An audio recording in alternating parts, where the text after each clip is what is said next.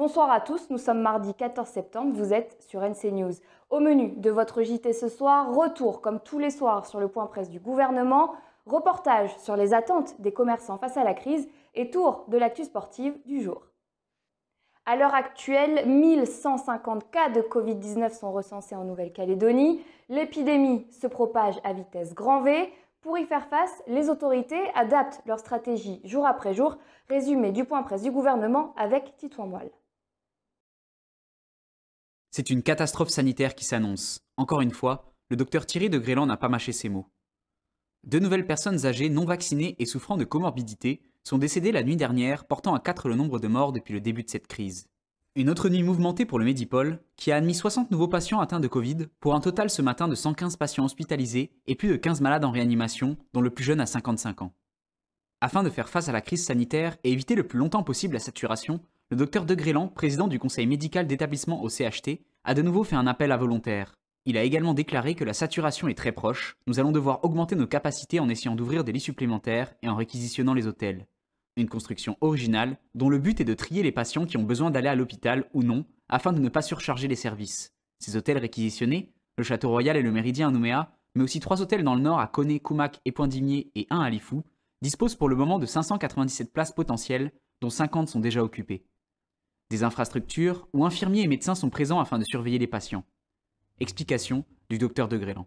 Dans la plupart des cas, c'est un système qui est arrivé assez tard dans la gestion de la crise parce qu'il fallait gérer des patients, on ne savait pas comment, les SDF, vous savez, des patients qu'on ne savait pas où les mettre. Donc c'était beaucoup la Croix-Rouge qui gérait, ça s'est fait en métropole, ça s'est fait un peu en Polynésie aussi.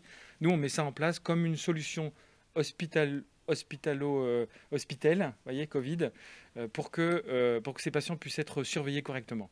Donc moi, je redis aujourd'hui aux Calédoniens, si on vous propose d'aller à l'hôtel, dites oui, c'est que vous en avez besoin, c'est que vous n'êtes pas en capacité de vous isoler à la maison, et vous serez bien surveillé dans un endroit confortable, mieux encore qu'à l'hôpital, et dès que vous irez mal, vous pourrez aller être transféré à l'hôpital dans de bonnes conditions. Autre annonce, les tests antigéniques récupérés au niveau de la DAS sont en cours de distribution dans les pharmacies et très vite, les médecins seront en mesure de les administrer dans leur cabinet. Ces tests, gratuits, permettent un résultat dans les 15 minutes.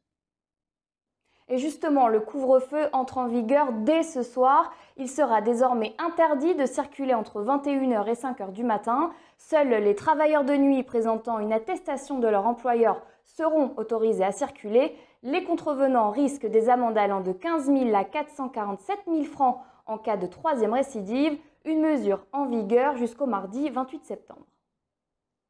Une crise sanitaire qui forcément inquiète le secteur économique. Quelles sont les attentes précises des commerçants vis-à-vis des institutions?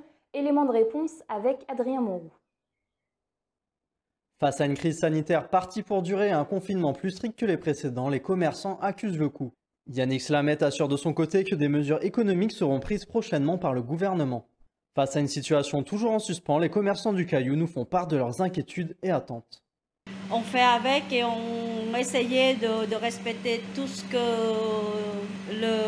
le gouvernement qui nous a demandé. Et je n'ai pas encore étudié, selon que si dans 2-3 semaines, je rentrais dans le cadre de l'aide ou non. Mais bon, je pense que tout le monde a besoin, parce que c'est quand même difficile pour tous.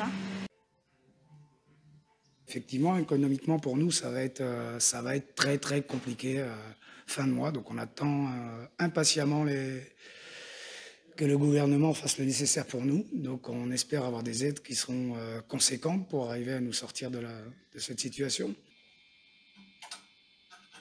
La première chose que je peux attendre, c'est que ça rouvre le plus rapidement possible, parce que c'est comme ça qu'on peut s'en sortir.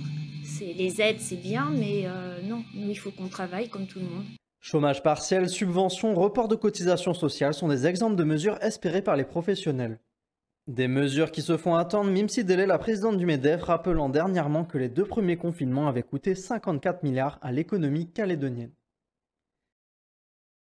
Un mot de sport, Sohana Lucé a décroché à Paris la médaille de bronze en Coupe d'Europe de basket 3 contre 3. La Calédonienne et ses coéquipières ont battu la Russie dans le match pour la 3e place. Score final 19-13. On termine avec l'hommage du président de la République à Pierre Fairbank Emmanuel Macron a salué les performances du Calédonien lors de son discours à l'Élysée ce matin pour nous à Paris. On l'écoute. Et sans vouloir écorner cette équipe de France Unie, un constat s'impose. Le sport paralympique vous a écrasé. Comme l'a bien résumé Pierre Fairbank dans un entretien sur le bilan global de ces Jeux paralympiques, au village des athlètes, à chaque fois que l'on prend l'ascenseur, on croise toujours un médaillé français.